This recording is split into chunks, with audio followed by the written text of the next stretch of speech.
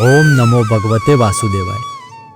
ભાદરવા માસના સુદ પક્ષની પાંચમ તિથિને સામા પાંચમ અર્થાત ઋષિ પંચમી તરીકે મનાવવામાં આવે છે। આપણા જીવન પર સપ્ત ઋષિઓનું અતિ મહાન ઋણ છે। આ ઋણ પ્રત્યે કૃતજ્ઞતા વ્યક્ત કરવાનો વિશેષ દિવસ એટલે ઋષિ પંચમી અર્થાત સામા પાંચમ। વિશેષ કરીને સ્ત્રીઓ આ ઋષિ પંચમીના પર્વને સંપૂર્ણ શ્રદ્ધા અને નિષ્ઠાથી મનાવે છે। તે દિવસે વિશેષ ઉપવાસ અને નિયમોનું પાલન કરવામાં આવે છે। આ દિવસે ઉપવાસ સાથે સામા પાંચમની વ્રત કથાનું શ્રવણ કરવું અતિ આવશ્યક માનવામાં આવ્યું છે। શાસ્ત્રોમાં જણાવ્યું છે કે આ કથા સાંભળવાથી જ મનુષ્યના સર્વ પ્રકારના પાપોનો નાશ થાય છે અને આપણે ઋષિમુનિઓ પ્રત્યે આપણી કૃતજ્ઞતા વ્યક્ત કરી શકીએ છીએ। આ દિવસે સ્ત્રીઓ સપ્ત ઋષિઓની પૂજા કરે છે।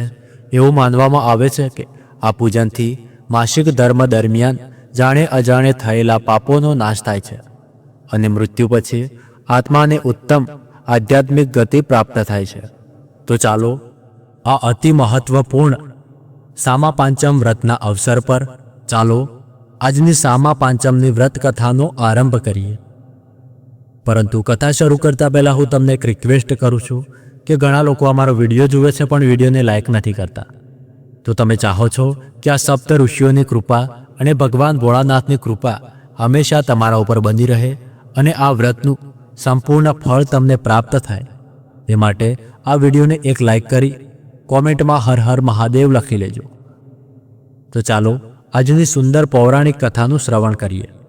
વિદર્ભ દેશમાં ઉત્તક નામનો એક બ્રાહ્મણ રહેતો હતો। તેની પત્નીનું નામ સુશીલા હતું। તે એક પતિવ્રતા નારી હતી। તેમને 2 સંતાનો હતા, એક પુત્ર અને એક પુત્રી। પુત્રનું નામ સુવિભૂષણ અને પુત્રીનું નામ કલા હતું।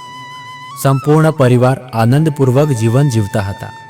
સુશીલા પણ પોતાના પતિની સંપૂર્ણ મનોભાવથી સેવા કરતી હતી અને ઉત્તક બ્રાહ્મણ પણ ક્યારેય પત્નીને કોઈ દુઃખ આપતો ન હતો। આ રીતે પતિ પત્ની પ્રેમપૂર્વક પોતાનું જીવન પસાર કરી રહ્યા હતા। ધીરે ધીરે સમય વીતતો ગયો। સવિભૂષણ મોટો થઈ ગયો, તેથી તેને ઋષિ આશ્રમમાં અભ્યાસ માટે મોકલવામાં આવ્યો। તે મોટા ભાગનો સમય ગુરુ સેવામાં વિતાવતો અને બાકીનો સમય વિદ્યા અભ્યાસમાં આપતો। હવે પુત્રી કલા પણ લગ્ન યોગ્ય થઈ ગઈ હતી। ઉત્તક બ્રાહ્મણે તેના લગ્ન એક સુયોગ્ય વર સાથે કરી દીધા। પુત્રીનું લગ્ન સદમંગલ રૂપે પૂર્ણ થયું। આથી ઉત્તક બ્રાહ્મણ અને તેની પત્ની નિશ્ચિત અને આનંદિત થયા। હવે તેઓ સુખ શાંતિથી જીવન જીવવા લાગ્યા। પરંતુ ભાગ્યને કોણ જાણે, અચાનક તેમના જીવનમાં મોટો આઘાત આવ્યો। કોઈ દુર્ભાગ્યના કારણે તેમની પુત્રી કલાના પતિનું અચાનક અવસાન થઈ ગયું। હવે તેમની પુત્રી કલા વિધવા થઈ ગઈ। સાસરિયાવાળાનું પણ કોઈ સહારો ન હોવાથી દુઃખી થઈને પુત્રી પાછી પિતાના ઘરે આવી ગઈ। હવે સુશીલા અને ઉત્તક પોતાની પુત્રીનું દુઃખ જોઈને અત્યંત વ્યાકુળ રહેતા હતા। પરંતુ પછી તેઓ ભગવાનને ગમ્યું તે ખરું એવું વિચારીને જતું કર્યું। થોડા સમય બાદ સુવિભૂષણ પણ વેદ ઉપનિદેશ અને તમામ ધાર્મિક શાસ્ત્રોમાં પારંગત થઈ ગયો। ગુરુની આજ્ઞા લઈને તે ઘરે પરત ફર્યો। એક દિવસ ઉત્તક બ્રાહ્મણે પોતાના પુત્રને કહ્યું કે બેટા, હવે તો યુવાન થઈ ગયો છે। આ ઘરની જવાબદારીઓ હવે તારે સંભાળવી જોઈએ। અમારી તો હવે એવી ઈચ્છા છે કે જીવનના અંતિમ દિવસો અમે ગંગાજીના કિનારે ભગવાન શ્રી હરિના સ્મરણમાં વિતાવીએ। તારી બહેન પણ અમારી સાથે જ રહેવા માંગે છે, તેથી તે પણ અમારી સાથે જ હશે। સુવિભૂષણે પોતાની પિતાની ઈચ્છા સમજીને સહમતિ આપી અને ઘર પરિવારની તમામ જવાબદારીઓ સંભાળવા માટે તૈયાર થઈ ગયો। હવે ઉત્તક, સુશીલા અને તેમની વિધવા પુત્રી કલા ગંગાજીના કિનારે નીકળી પડ્યા। ધામમાં પ્રવેશ કરીને તેમણે ગંગાના સુંદર તટ ઉપર એક આશ્રમ બનાવ્યો અને ત્યાં ભગવાનની ભક્તિ કરતાં કરતાં સમય વિતાવવા લાગ્યા। વિધવા પુત્રી કલા પોતાના માતા પિતાની સેવા કરતી અને ઈશ્વર ભક્તિમાં પોતાનું જીવન વિતાવતી રહી। અને દૂર દૂરથી ઘણા શિષ્યો ઉત્તક પાસે શિક્ષા લેવા માટે આવવા લાગ્યા। એકવાર ગરમીની ઋતુ હતી। કલા આખો દિવસ ગરમીમાં કામ કરી થાકી ગઈ હતી। સાંજના સમયની ઠંડકમાં આરામ કરવા માટે તે એક વૃક્ષ નીચેના પથ્થર પર સૂઈ ગઈ અને ગાઢ નિંદ્રામાં લીન થઈ ગઈ. જ્યારે તે ઊંઘમાં હતી ત્યારે અચાનક તેના શરીરમાં અસંખ્ય કીડા પડ્યા. થોડા સમય બાદ એક શિષ્યની નજર તેના પર પડી.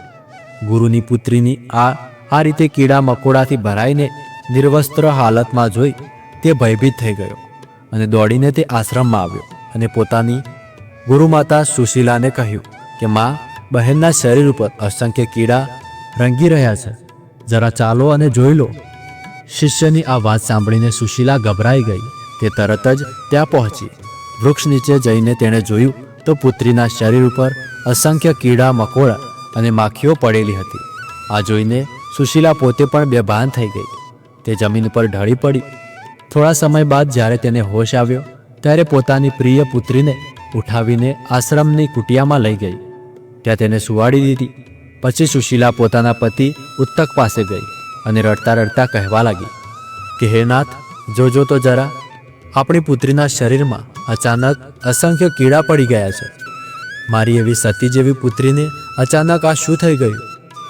એવું કયું પાપ કરી નાખ્યું કે તેની આવી દુર્દશા થઈ ગઈ?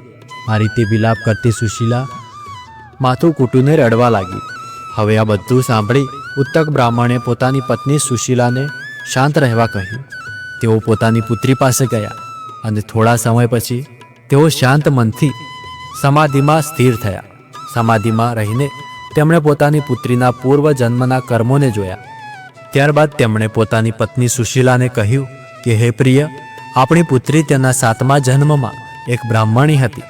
તે સમયે તે પોતાના માસિક ધર્મનું પાલન કરતી ન હતી અને ઘરની તમામ વસ્તુઓને સ્પર્શ કરતી હતી. તે જ પાપના કારણે આજ તેના પર આ દુર્દશા આવી છે.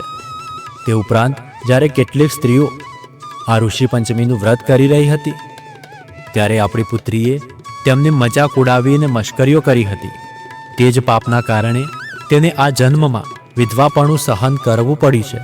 હે પ્રિય, જે લોકો પોતાનો ધર્મ પાળતા નથી અને બીજાને ધાર્મિક ભાવનાઓનું અપમાન કરે છે, તેમની આવી જ હાલત થતી હોય છે. પતિની આવી વાતો સાંભળીને સુશીલા બહુ ગભરાઈ ગઈ.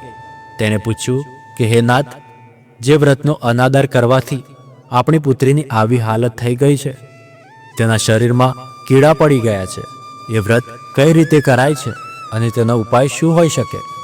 આ સાંભળી ઉત્તક બ્રાહ્મણે કહ્યું કે હે સુશીલા, ભાદરવા માસના સુદ પક્ષની પાંચમની તિથિએ સવારમાં વહેલી સવારે ઉઠીને સ્નાન કરવું જોઈએ. ત્યારબાદ દીવો પ્રગટાવી તેના સમક્ષ ફળોનું નિવેદ અર્પણ કરવું જોઈએ. પછી સપ્ત ઋષિઓ, જેમાં ઋષિ કશ્યપ, ઋષિ અત્રિ, ઋષિ ભારદ્વાજ, ઋષિ વિશ્વામિત્ર, ઋષિ ગૌતમ, ઋષિ જમગ્નિ, ઋષિ વિશિષ્ટ, આ પ્રકારે આ ઋષિઓનું સ્મરણ કરી અને તેમનું પૂજન કરવું જોઈએ. તેમની આ પવિત્ર કથા પણ સાંભળવી જોઈએ. તે દિવસે ફક્ત સામો અને ફળ ખાવા જોઈએ, અન્ન ગ્રહણ ન કરવું જોઈએ અને આખો દિવસ બ્રહ્મચર્યનું પાલન કરવું જોઈએ. આ રીતે વ્રત કરવાથી સ્ત્રીઓને માસિક ધર્મ દરમિયાન થયેલી ભૂલોના લીધે થયેલા બધા પાપો નષ્ટ થાય છે અને આ લોક અને પરલોકમાં સુખ મળે છે. જો આપણી પુત્રી આ રીતે વિધિ વિધાનથી ઋષિ પાંચમનું વ્રત કરશે તો ચોક્કસ તેના પૂર્વજન્મના બધા પાપ નષ્ટ થઈ જશે અને તેને ફરીથી સ્વસ્થ શરીર પ્રાપ્ત થશે. આ દરમિયાન તેમની પુત્રી કલા પણ આ વાર્તાલાપ ધ્યાનથી સાંભળી રહી હતી. તેણે તરત જ મનમાં સંકલ્પ કર્યો કે હવે તે ચોક્કસ સામા પાંચમનું વ્રત કરશે અને તે આતુરતાથી ભાદરવા માસની શુક્લ પક્ષની પાંચમની તિથિની રાહ જોવા લાગી. તેના મનમાં દ્રઢ વિશ્વાસ હતો અને માત્ર એ દ્રઢ નિશ્ચયના બળથી જ તેના શરીરમાંના દુઃખો ધીરે ધીરે ઘટવા લાગ્યા. થોડા જ દિવસોમાં કલાનું શરીર પહેલાં જેવું જ નહીં પણ તેનાથી પણ વધુ સુંદર અને સ્વચ્છ બની ગયું. તેણે આજીવન પ્રતિજ્ઞા લીધી કે હવેથી ભાદરવા માસમાં આવતી દરેક પાંચમના દિવસે સામા પાંચમનું વ્રત અવશ્ય કરશે. સમય આવતા જેમ જ ઋષિ પાંચમનો દિવસ આવ્યો, તેણે પૂર્ણ શ્રદ્ધા અને નિષ્ઠા સાથે આ વ્રતનું પાલન કર્યું. તેના પરિણામ સ્વરૂપ માત્ર તેનું શરીર જ સ્વચ્છ થયું નહીં પણ તેને સપ્ત ઋષિઓની વિશેષ કૃપા પણ પ્રાપ્ત થઈ. તેણે પ્રતિજ્ઞા લીધી કે હવે જીવનભર તે સામા પાંચમનું વ્રત કરતી રહેશે અને હંમેશા પોતાના ગુરુજનોની આજ્ઞાનું પાલન કરશે અને આ રીતે જે મનુષ્ય આજે આ ઋષિ પાંચમની વ્રત કથાનું શ્રવણ કરે છે તેના સર્વ પાપો નષ્ટ થઈ જાય છે. ખાસ કરીને જે સ્ત્રીઓ આજે ઋષિ પંચમીનું વ્રત કરે છે તેમણે તો આ કથાનું શ્રવણ અવશ્ય કરવું જ જોઈએ, કેમ કે કથાનું શ્રવણ કર્યા વગર તેમનું ઋષિ પંચમીનું વ્રત પૂર્ણ અને સફળ ગણાતું નથી. તેથી સામા પાંચમના દિવસે સામા પાંચમની વ્રત કથા અવશ્ય સાંભળવી જોઈએ. સ્ત્રીઓ માટે આ વ્રત ખૂબ જ લાભદાયક સાબિત થાય છે. આ વ્રતનું મહત્ત્વ એવું છે કે જો કોઈ સ્ત્રીએ પોતાના જીવનમાં ભૂલથી કે જાણી જોઈને કોઈ કારણે કોઈ પાપ કરી દીધું છે અથવા તો માસિક ધર્મમાં પણ કોઈ એને ભૂલથી પાપ કરી દીધું છે અને તેની સજા તેને મળી રહી છે, તો આ સામા પાંચમના દિવસે વ્રત કરીને પાપોમાંથી મુક્ત થઈ શકે છે. આ સાથે જ સામા પાંચમના દિવસે મહિલાઓએ આ વ્રત કરવાથી તેમનું મનપસંદ ફળ પ્રાપ્ત થાય છે. સામા પાંચમના વ્રતમાં મહિલાઓને સપ્ત ઋષિઓની વિધિ વિધાનથી પૂજા કરવી જોઈએ.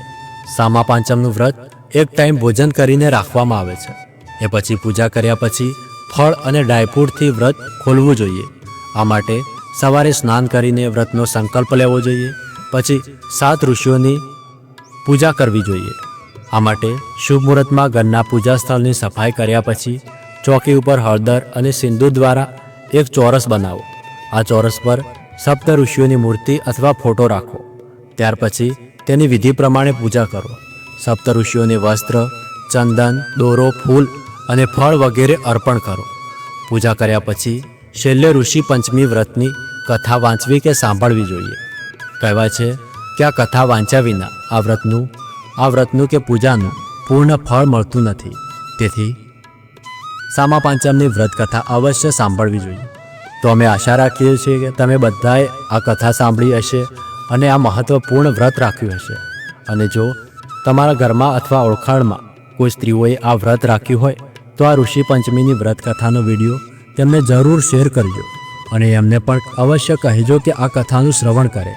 તમારી પોતાની ચેનલ સંપૂર્ણ જ્ઞાન ગુજરાતીમાં અમે લાવીએ છીએ વૈદિક પુરાણો અને ગ્રંથોમાંથી માત્ર પ્રમાણભૂત કથાઓ અને વ્રતોની માહિતી. તેને સતત સમયસર મેળવવા માટે અમારી ચેનલ સંપૂર્ણ જ્ઞાન ગુજરાતીને સબસ્ક્રાઈબ કરવાનું ભૂલશો નહીં. તો ફરી મળીશું નવા વિડીયો સાથે. ત્યાર સુધી ધન્યવાદ.